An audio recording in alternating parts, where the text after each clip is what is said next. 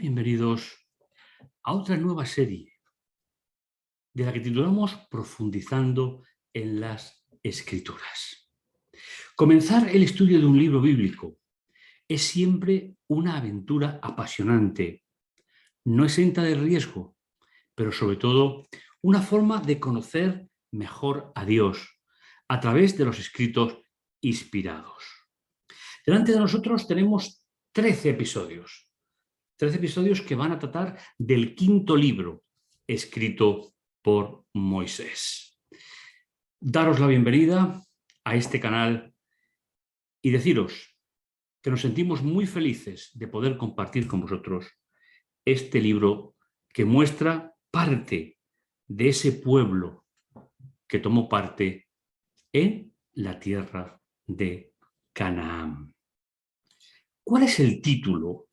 ¿Cuál es el título de nuestra serie al completo? La verdad presentada en el libro del Deuteronomio. Dejadme comentar a la hora de empezar que en realidad, tal y como Moisés lo escribió, el título es Estas palabras. Lo de Deuteronomio vendrá bastante tiempo después. La intención del programa de hoy es presentar un aspecto fundamental de lo que será el trasfondo de toda la serie. ¿Cómo podríamos nosotros resumir la historia del pueblo de Dios a lo largo de la travesía del desierto? Después de salir de Egipto y de establecer Dios la alianza con su pueblo, los hijos de Israel, en lugar de ir directamente hacia Canaán, vagaron por el desierto durante 40 años. Cuando se cumplieron los 40 años, los hebreos estaban finalmente frente a la tierra para cruzar a la tierra prometida. Moisés les habló en una serie de discursos cuyo mensaje especial de preparación para la tierra prometida. Ahora estáis a punto de entrar. No olvidéis que el Señor ha hecho por vosotros, y no olvidéis tampoco, dijo Moisés, lo que os pide ahora, que es amarlo con todo el corazón, con toda vuestra vida, y revelar ese amor mediante una relación personal y estable con Él, según se estableció en la alianza. Ese fue el cometido fundamental del libro del Pentateuco o las palabras. Como siempre, vamos a hacer el itinerario a partir de 5 puntos fundamentales. Pero sería bueno que pudiésemos situar a modo de introducción el tema que nos ocupa. Lo vamos a hacer recordando cómo resolvió el problema, el preámbulo de este libro en un momento determinado de la historia de Israel.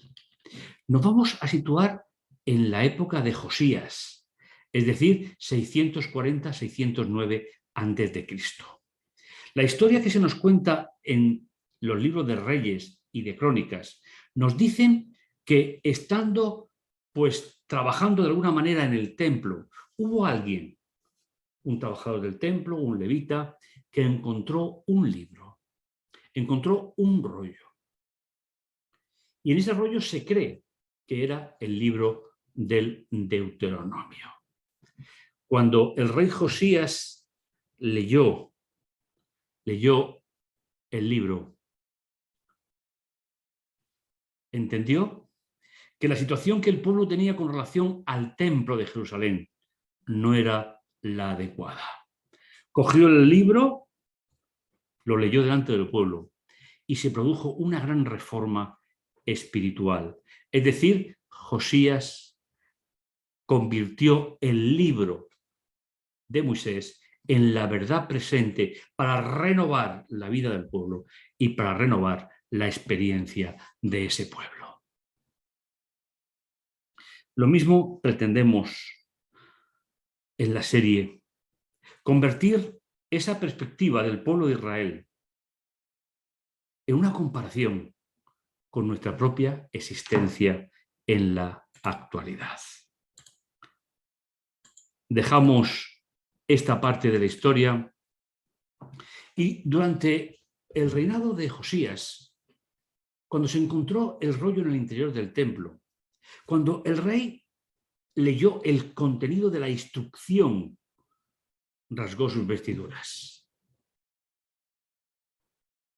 Él pensó cuál podía ser la gran dimensión del templo si funcionara correctamente. El rey le leyó, Segunda de Reyes, capítulo 23, versículo 2, le leyó el libro de la alianza encontrada en el templo. Llegando frente a Canaán, Moisés volvió a leer ese mismo libro con la intención de preparar al pueblo para entrar en la tierra prometida. El primer tema de los 13 lleva por título Preámbulos del libro. Es decir, ningún libro bíblico, como ninguna historia personal, está basada sobre la nada. Hay un contexto que nos tiene que permitir servir de base y de guía para nosotros. El texto que nos sirve de inspiración se encuentra en 1 de Juan, capítulo 4, versículo 8. Quien no ama no ha conocido a Dios, ya que Dios es amor. Me parece un texto precioso que nos ayudará a entender que todo el propósito de Dios para el hombre es mostrar su amor, su misericordia y cómo Dios establece esa relación permanente y perpetua con su pueblo a lo largo de toda la historia. Abarcar en una lección semanal los miles de años de historia antes de llegar a la escritura del Deuteronomio es una tarea complicada. Pero al concentrarnos en los aspectos más destacados, podemos ver el contexto necesario para comprender mejor este libro, tan lleno de una verdad presente para el pueblo de Dios para siempre. Dios es amor y así lo mostró cuando, creando al ser humano, le dio todo lo necesario para que viviera en armonía con él y en armonía con la creación. Los capítulos 1, 2 de Génesis es ese trabajo que Dios realizó para que la humanidad tuviese un futuro junto a él. Todo lo que revela Dios es el resultado del amor que Él tiene hacia el ser humano. ¿Qué significa la palabra amor en la Biblia? Significa un principio que viene de Dios. Significa que es el dador, el que tiene capacidad de compartir con los demás ese principio eterno que es el amor. Y la verdad de que Dios es amor nos ayuda a comprender muchísimo mejor la idea de que el gobierno de Dios refleja siempre ese amor. El amor impregna el cosmos, quizás incluso más que la gravedad. Dios no ama, Dios te ama. Y por eso nosotros podemos amarlo también a Él. Amarás al Señor tu Dios con todo tu corazón, con toda tu mente y con toda tu alma, dirá el propio libro de Deuteronomio, capítulo 6, versículo 5. El principio del gobierno de Dios, tanto en un mundo caído o en un mundo no caído, es el principio del amor. Pero la mayor necesidad que tuvo el planeta y la humanidad fue cuando, con la entrada del pecado, se tuvo que acostumbrar a mirar el amor de Dios como una gran necesidad de supervivencia. Conocemos el texto. De un mundo perfecto al mundo que conocemos. La serpiente era el animal más astuto de cuantos el Señor había creado y entabló conversación con la mujer, con que Dios os ha dicho que no comáis de ningún árbol del jardín. La mujer contestó a la serpiente: no, podemos comer de todos los árboles del jardín, solamente del árbol que está en medio del jardín nos ha prohibido Dios comer o tocarlo, bajo pena de muerte. La serpiente replicó: nada de pena de muerte. Lo que pasa es que Dios sabe que, en cuanto coméis de él, se os abrirán los ojos, seréis como Dios, versados en el bien y el mal. Entonces la mujer cayó en la cuenta de que el árbol tentaba el apetito y era una delicia de ver que deseaba tener acierto. Tomó del fruto, comió e invitó a su marido, que comió con ella. La caída, sin ninguna duda, marcó una diferencia en la relación del ser humano con Dios, pero no marcó ninguna diferencia en relación a Dios y el ser humano, sino que Dios redobló muchísimo más el cuidado hacia nosotros. Cuando llegamos a Génesis capítulo 11, nos encontramos con la última acción de Dios para proteger a esa raza que, como dice el propio Génesis, todos los pensamientos de ellos eran de continuo hacia el mal. Y la última de las opciones que Dios tuvo fue introducir, como dice en la Torre de Babel, versículo 7, vamos a bajar y a confundir la lengua, de modo que uno no entienda la lengua del prójimo. El Señor los dispersó por la superficie de la tierra y dejaron de construir la ciudad. Por eso llamó confusión, porque allí confundió el Señor la lengua de toda la tierra y desde allí los dispersó por la superficie de la tierra. El último acto de Dios para preservar la raza humana. Al final del capítulo 11 ya se introduce a Abraham. Abraham es el primer paso que Dios da para formar un pueblo con un cometido determinado. El pueblo fue llamado por Dios para que fuera un testimonio vivo y existente en el mundo en el cual vivía la humanidad. El Señor dijo a Abraham: sal de tu tierra nativa y de la tierra de tu padre a la casa que te mostraré. Haré de ti una nación grande. Te bendeciré, haré famoso tu nombre y servirá de bendición. Bendeciré a los que te bendigan, maldeciré a los que te maldigan. Con tu nombre serán benditas todas las familias de la tierra. El llamado de Abraham, mostrándolo como una expresión temprana de lo que siempre había sido la intención de Dios, de llevar su amor, su misericordia hasta lo último de la tierra. El llamado de Abraham se expresó por primera vez en Génesis capítulo 12, que acabamos de leer.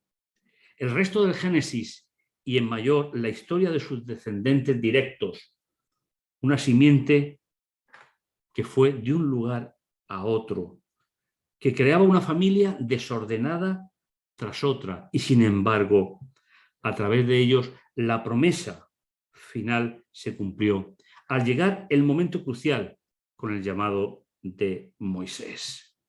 El Señor buscó no solo preservar el conocimiento de la verdad, es decir, el conocimiento de Dios y su plan de salvación, sino que también difundir ese conocimiento al resto del planeta.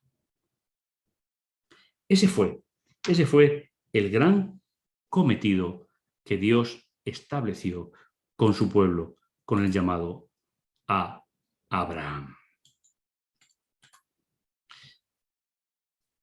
Después de los 400 años de esclavitud en el desierto, el Señor lo sacó al pueblo, lo puso en libertad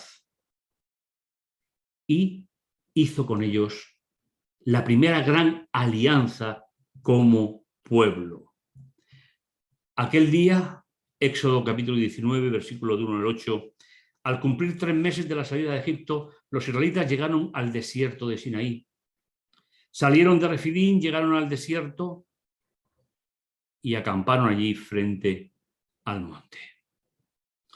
Habían transcurrido 50 días desde la salida de la Pascua, la salida de Egipto, y estaban en el primer Pentecostés de la historia.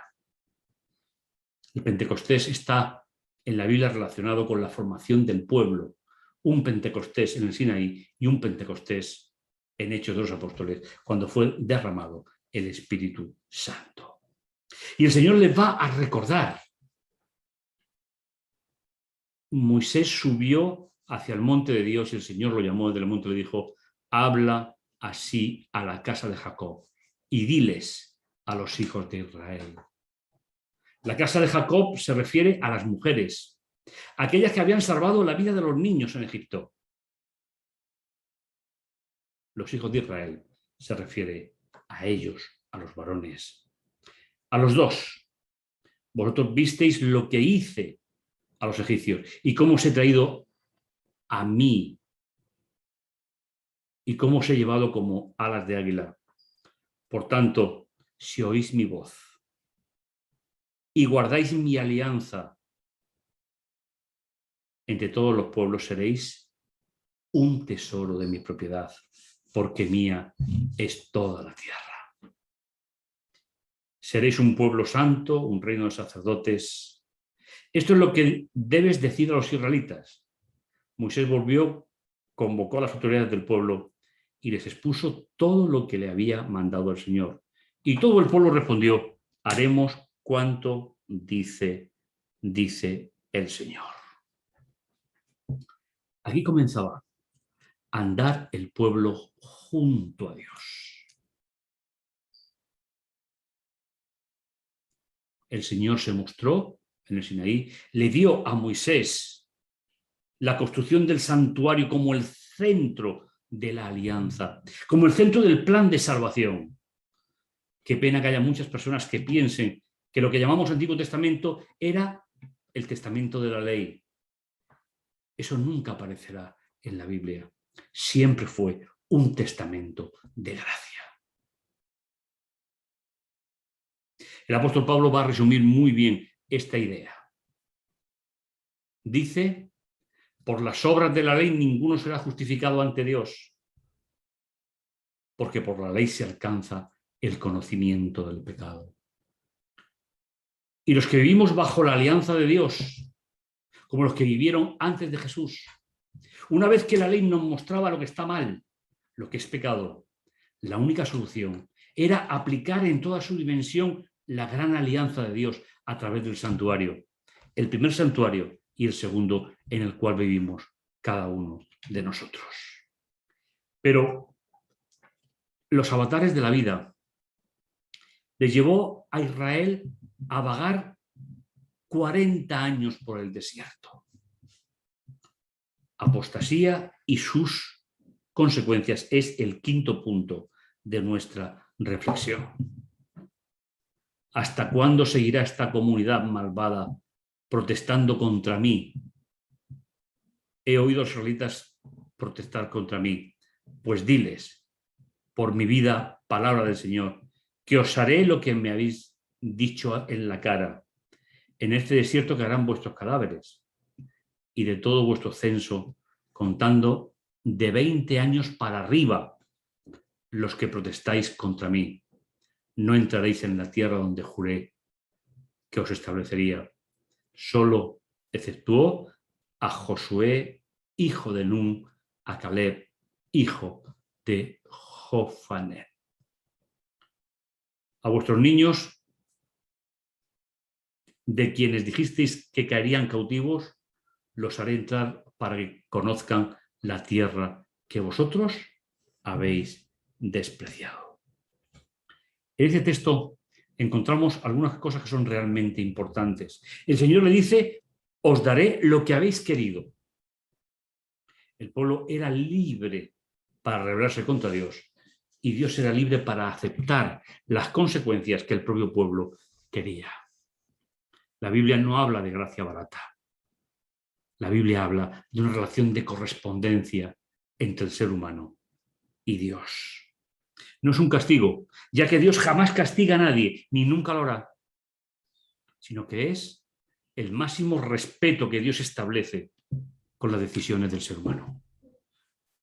Y eso es lo que realmente vamos a resaltar durante toda la serie, todo el momento que estudiaremos el libro de el Deuteronomio o las palabras. Dios respetó a su pueblo, pero a la vez hizo que se continuara la historia hasta llegar a Jesús y de Jesús hasta su regreso por segunda vez. Nada que el hombre haga va a inferir o eliminar el proyecto de Dios. Otra cosa diferente es que a mí me afecte mis propias decisiones. Vamos a estudiar el libro, vamos a caminar junto a Dios y vamos a entender el gran regalo que Dios ha hecho para cada uno de nosotros. Te invito a que podamos disfrutar de la serie y estar juntos para conocer la verdad presente a través del libro del Deuteronomio. Oremos al Señor. Bendito, bondadoso Dios que estás en los cielos, santificado sea tu nombre. Gracias, Padre, por tu amor y tu misericordia, y gracias, Señor, por todo lo que tú nos das siempre. Santificado sea tu nombre. Gracias por ello, Señor. Y nos ponemos en tus manos para seguir caminando a través de la experiencia del pueblo de Dios en el desierto. Te lo agradecemos todo, Señor, en el dulce nombre de Jesús. Amén. Pues no te lo pierdas. Continuaremos caminando junto a Dios.